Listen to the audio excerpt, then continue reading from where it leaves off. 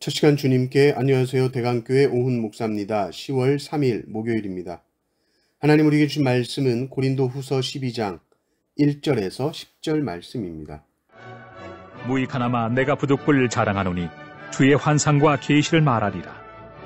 내가 그리스도 안에 있는 한 사람을 아노니 그는 14년 전에 셋째 하늘에 이끌려간 자라.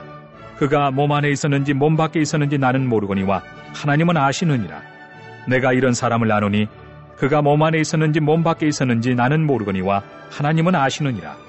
그가 낙원으로 이끌려가서 말로 표현할 수 없는 말을 들었으니 사람이 가히 이르지 못할 말이로다.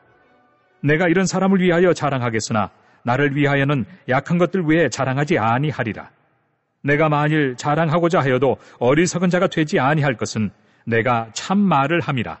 그러나 누가 나를 보는 바와 내게 듣는 바에 지나치게 생각할까 두려워하여 그만두노라. 여러 계시를 받은 것이 지극히 크므로 너무 자만하지 않게 하시려고 내 육체의 가시 곧 사탄의 사자를 주셨으니 이는 나를 쳐서 너무 자만하지 않게 하려 하심이라. 이것이 내게서 떠나가게 하기 위하여 내가 3번 주께 간구하였더니 나에게 이르시기를 내 은혜가 내게 족하도다. 이는 내 능력이 약한 데서 온전하여짐이라 하신지라. 그러므로 도리어 크게 기뻐함으로 나의 여러 약한 것들에 대하여 자랑하리니 이는 그리스도의 능력이 내게 머물게 하려 함이라.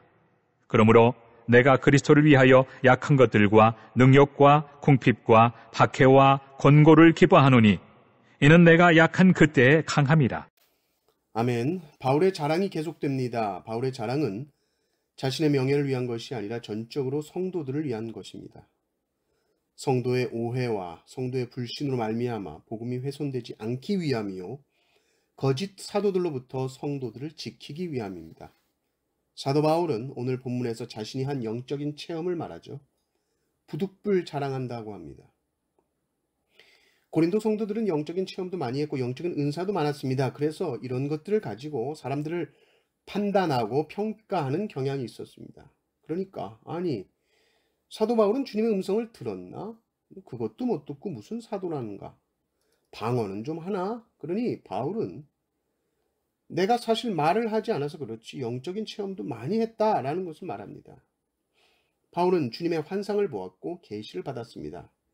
3층 천에 올라갔다라고 하죠. 엄청난 환상입니다. 사도 바울은 이 일을 마치 제 3자의 일처럼 말하고 있지만 사실은 바울 자신의 일을 말하는 것이죠. 14년 전에 셋째 하늘에 이끌려갑니다. 셋째 하늘은 무엇을 의미합니까? 당시에는 하늘이 3개다, 또 7개 있다 이렇게 생각했습니다. 하늘을 3개로 나눌 때에 첫째 하늘은 지구의 대기권을 말하죠. 둘째 하늘은 모든 별들이 있는 전체 우주입니다.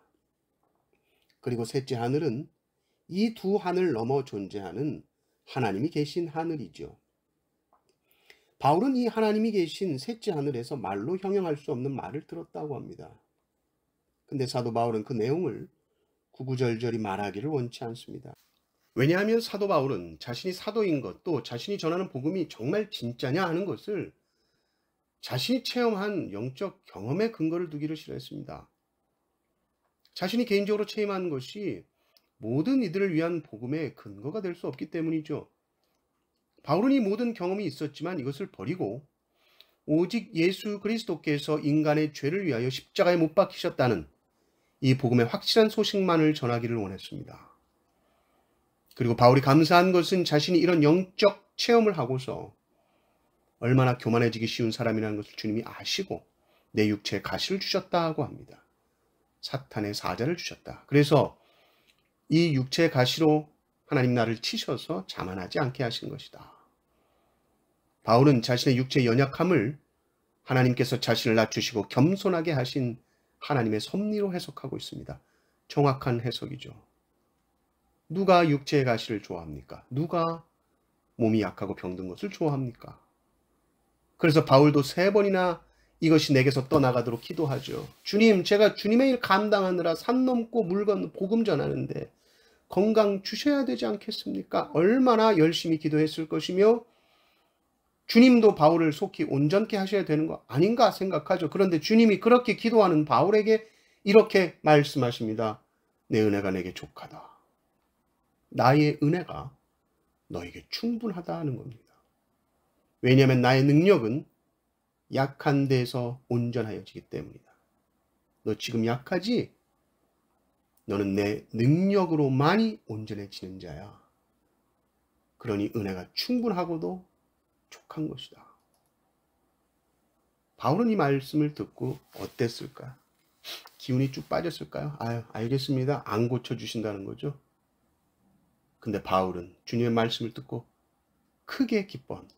답을 찾은 것이죠. 아, 그렇구나.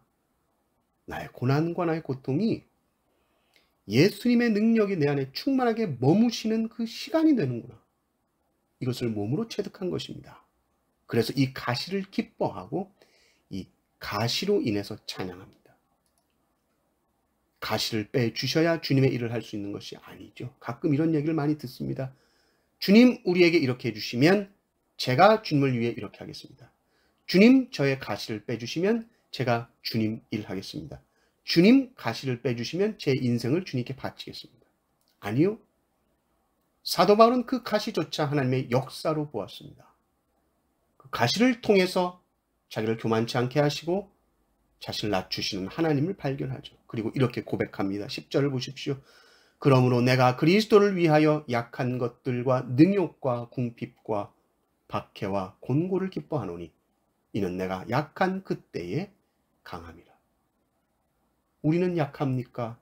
강합니까? 자신의 약함을 인정하는 그곳, 자신의 약함을 알고 주님 앞에 무릎 꿇는 그 자리가 가장 강해지는 자리인 줄 믿습니다. 이 은혜가 우리에게 있기를 주님의 이름으로 축원합니다. 아멘.